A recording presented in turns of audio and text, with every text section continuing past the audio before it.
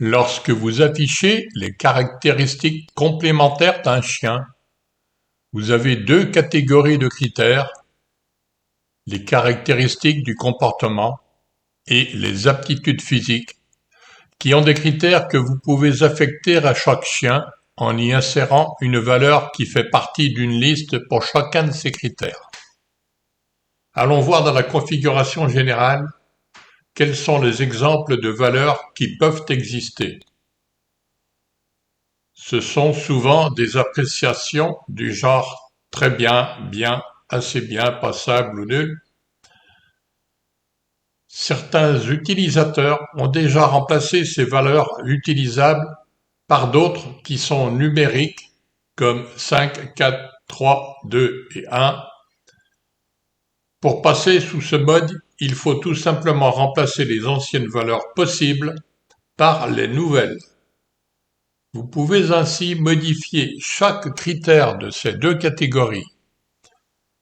Une fois changée la liste des valeurs d'un critère, il faut aussitôt utiliser la commande de contrôle des valeurs déjà enregistrées.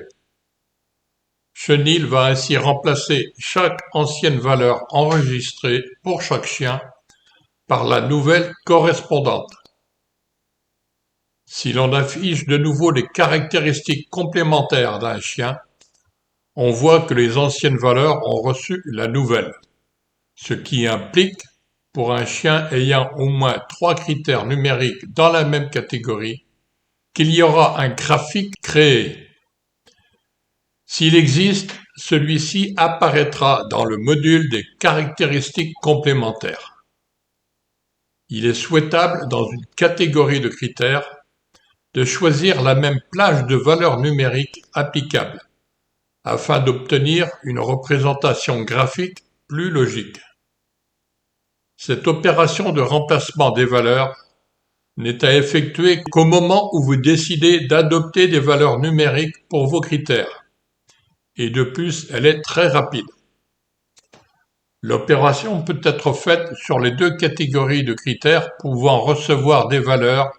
Rappelons qu'il faut au moins 3 types de critères numériques dans la catégorie pour que le graphique soit créé.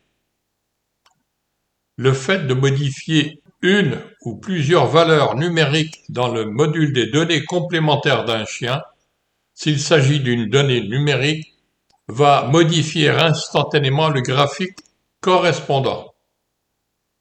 Puis le graphique est inséré dans la fiche complète du chien, tout comme dans les données mobiles. Ensuite, il sera ajouté comme document spécifique dans les caractéristiques principales.